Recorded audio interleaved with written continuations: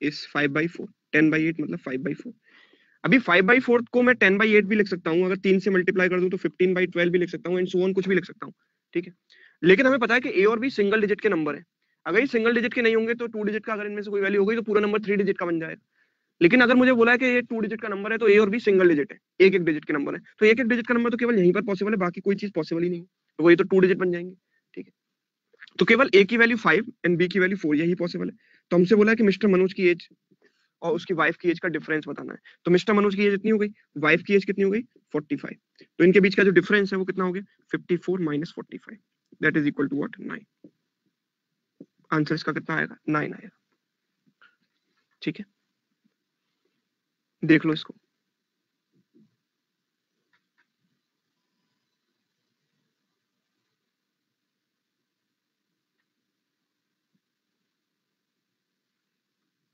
Next 16, चलिए comment box दिखा दीजिए,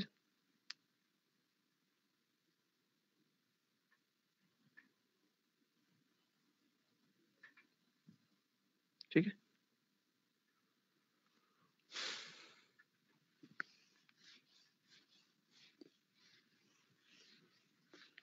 भाई देखो, जिन लोगों को ये भी समझ में नहीं आता कि 10a प्लस बी और 10b प्लस ए का सम 11a प्लस 11b कैसे हो गया, तो उनको भगवान भी आकर यहाँ पर नहीं पढ़ा सकते, ठीक है। तो उनका पढ़ना बेकार है, आप ना पढ़ें तो बेटर है, ठीक है। तो तैयारी आप मत करो, उससे बेटर है, ठीक है, आप इस बिल्कुल तैयारी को छोड़ ही दो। तो मतलब अगर किसी को ये भी बताना पड़ जाए कि भाई 10a प्लस बी और 10b प्लस ए को ऐड करने पर 11a प्लस 11b आएगा, तो अगर आपको ये भी नहीं आता ऐड करना, तो फिर आपको तैयारी नहीं करनी चाहिए, बिल्कुल स्ट्रिक्टली आप गलत जगह पर हो, अपना टाइम वेस्ट कर रहे हो, ठीक है।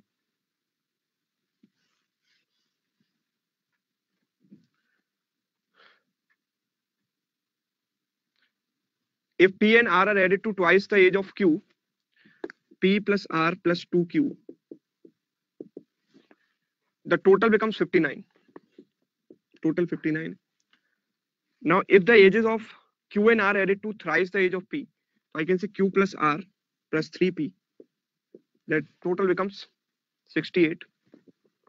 And if the ages of P is added to thrice Q plus thrice R, so I can say P is added to thrice of Q plus thrice of R, the total becomes 108. Find the total of P plus Q plus R. P plus Q plus R हमको बताना है क्या होगा। तो कुछ लोग कह रहे हैं 44, कुछ लोग कह रहे हैं 49, कुछ कह रहे हैं 47। देखो आपको पता है कि 3 वेरिएबल है, 3 इक्वेशन है, तो हम आराम से पी क्यू आर की वैल्यूज निकाल सकते हैं। अगर 3 वेरिएबल है, 3 इक्वेशन है, तो इसको आराम से सॉल्व किया जा सकता है, इसमें कोई भी दिक्कत नहीं है, ठीक है। लेकिन सॉल्व करने की जरूरत है या नहीं, हमें पी क्यू आर की इंडिविजुअल वैल्यू तो पूछी नहीं, हमसे पूछा P plus Q plus R. अगर आप ध्यान से ऑब्जर्व करें तो इन दो इक्वेशन को ऐड करें तो हम देखेंगे 3p प्लस पी यानी कि 4p plus 3q plus q मतलब 4q plus 4r, that is equal to, इन दोनों का सम कितना हो जाएगा, 176। तो p plus q plus r इसमें 4 से डिवाइड कर देंगे, 44। This is the answer, simple. Second and third equation को ऐड करेंगे तो आंसर आ जाएगा। बोलो समझ में आया कि नहीं बात। Just add second and third equation, you will get the answer. चलिए आगे बढ़ते हैं, next question. Question number 17, my brother is 3 years elder to me, my father was 28 years of age when my sister was born, and my mother was 26 years of age when I was born. If my sister was 4 years of age when my brother was born, then what was the age of my father when my brother was born?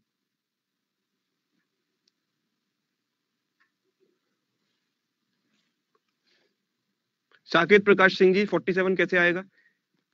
अब भैया इसको divide कैसे करना बताऊं। देखो ये ना 4, 4 को यहाँ कॉमन लो, 4 इसको डिवाइड करेगा, 4 से अब जब आप 176 को डिवाइड करोगे, खराब मार्कर्स बहुत सारे हैं यहाँ पर, बहुत ज्यादा, तो 4 से पहले 4 बार जाए,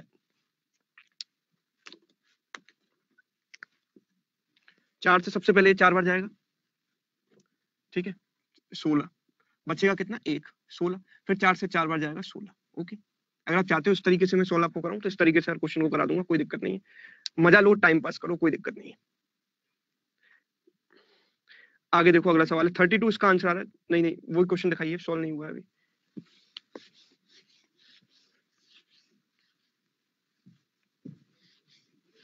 देखो my brother is 3 years elder to me, तो सबसे पहले मैं जो लाइन बाय लाइन है वहीं से शुरू करता हूँ। Brother is 3 years elder to me, तो लेट अस से my age is x, brother की एज कितनी हो जाएगी, x प्लस 3, ठीक है, 3 years elder मतलब x प्लस 3 हो गया। आगे क्या बोला है, my father was 28 years of age when my sister was born, तो मतलब मैं बोल सकता हूँ कि फादर की एज जो है सिस्टर से 28 years ज्यादा है, ठीक है, फादर की एज सिस्टर से 28 years ज्यादा है। नाउ सिस्टर किससे रिलेटेड है, sister is 4 years of age when my brother was born। तो सिस्टर जो है 4 साल बड़ी है ब्रदर से, ठीक है, सिस्टर जो है 4 साल बड़ी है ब्रदर से, तो फादर एंड ब्रदर के बीच में जो गैप आ जाएगा वो कितने का आ जाएगा, 32 का। 32 आंसर हो गया इसका, 32 आंसर तो हो गया, कुछ करने की जरूरत ही नहीं है। देखो एक बात बताओ, यहाँ पर बोला है कि my father was 28 years of age when my sister was born। समझ रहे हो, father was 28 years of age when my sister was born, मतलब जब सिस्टर की एज 0 थी तो फादर की एज 28 थी, मतलब सिस्टर और फादर की एज के बीच का गैप कितना है, 28 years। समझ रहे हो, सिस्टर और फादर की, अगर मैं सिस्टर की एज लेटर से x मान लेता हूँ, सिस्टर की एज x मान लेता हूँ, तो फादर की एज कितनी हो जाएगी, x + 28 हो जाएगी कि नहीं हो जाएगी, ये बात मानते हो कि नहीं, क्योंकि 28 का जो डिफरेंस है वो पैदा होते ही जनरेट हो गया, तो हमेशा 28 का गैप रहेगा इनके बीच में, ठीक है। आगे बोला है कि हाँ, now my sister was 4 years of age when my brother was born। My sister was 4 years of age when my brother was born, ठीक है। तो अगर सिस्टर 4 years एज थी जब ब्रदर का जन्म हुआ, तो ब्रदर की एज मैं कहूंगा कि सिस्टर से 4 साल कम होगी, ठीक है, क्योंकि सिस्टर ऑलरेडी 4 साल की थी जब ब्रदर पैदा हुआ था, तो ब्रदर उससे 4 साल छोटा है, तो x - 4 कर दिया, ठीक है। और हमसे बोला कि my brother is what was the age of my father when my brother was born, तो फादर और ब्रदर के बीच का डिफरेंस पूछा है, क्योंकि जब कोई बंदा पैदा होता है तो दूसरा जो बंदा होता है, जब जो पर्सन पैदा होता है उसकी एज 0 मानी जाती है, 0 मानी जाती है, और दूसरे पर्सन की एज लेटर से कुछ भी है y, तो उनके बीच का जो डिफरेंस है वो y - 0, ठीक है, वही तो होगा, y - 0, तो वो डिफरेंस हमेशा कांस्टेंट रहता है। तो आज जो डिफरेंस है वही पैदा होने समय डिफरेंस हुआ होगा, तो इनके बीच का डिफरेंस कितना है, x + 28 - x - 4, तो x से x कट जाएगा, 28 + 4 32 आ जाएगा आंसर। ये सुनो, मतलब इसको मैंने दिमाग में सोचकर भी कर सकता था, लेकिन हालांकि आपको एक्सप्लेन करना था तो ये x मानने की मुझे जरूरत पड़ी, ठीक है, अदरवाइज ये दिमाग में सॉल्व हो जाता है। सिमिका कह रही साहब इतना गुस्सा क्यों करते हो, ऐसा नहीं है सिमिका, यहाँ पर आप लोग उल्टे सीधे बहुत सारे लोग कमेंट करते हैं, आपको नहीं दिखते हैं लेकिन मुझे दिखते हैं, जब मैं ये चीज यहाँ पर कंडीशन देखता हूँ कि मतलब दो चीजों को ऐड करना भी अगर किसी को नहीं आ रहा, 3 + 3 6 कैसे आया, ये भी मुझे बार बार अगर बताना पड़ेगा तो ऑब्वियसली।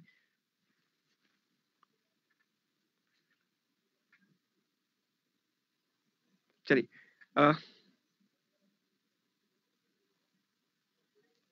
चलिए आगे बढ़ते हैं, नेक्स्ट क्वेश्चन। हाँ, अब जो है ये यहाँ तक थे सवाल, अभी जो है अब टाइम आ चुका है कि एक टेस्ट लिया जाए। कितने लोग आप में से टेस्ट के लिए तैयार हैं, बोलो कितने लोग फेस करने के लिए, अपने आप को टेस्ट करने के लिए, अपने आप को चेक करने के लिए कितना आता है, तैयार है, यस, क्योंकि जो टेस्ट होता है थोड़ा सा हाई लेवल का होता है, इतना आसान नहीं होता है, ठीक है।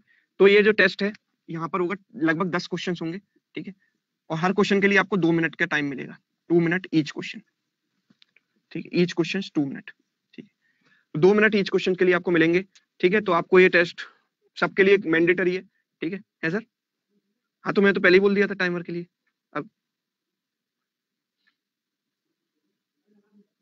है, ठीक है, पहले मैंने बीच में बोला भी था सर, दो एक दो बार,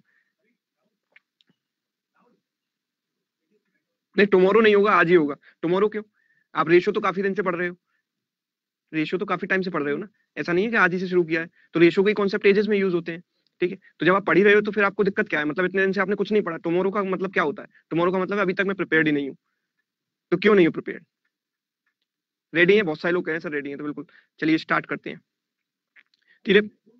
आप 2 मिनट के लिए पहला क्वेश्चन दिखा दो, फिर आप पहले क्वेश्चन में टाइमर नहीं आएगा, पहले क्वेश्चन आप अपने आप करो, 2 मिनट का टाइम अपने आप लगा लो, फिर अगले से टाइमर लगेगा, राइट स्टार्ट, बिल्कुल स्टार्ट, 2 मिनट बाद क्वेश्चन चेंज हो जाएगा, इसलिए अपने सॉल्व करो जल्दी, अपने आंसर्स निकालो।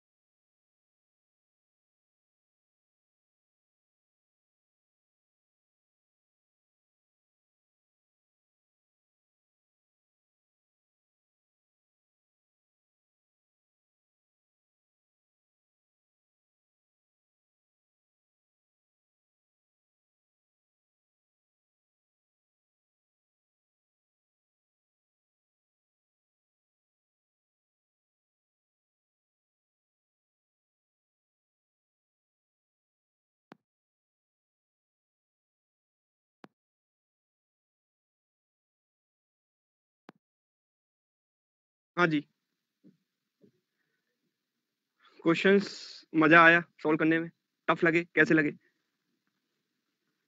हाँ 8 ही क्वेश्चन थे इस टेस्ट में, 8 क्वेश्चन थे, टफ थे, हैं अच्छे लेवल थे।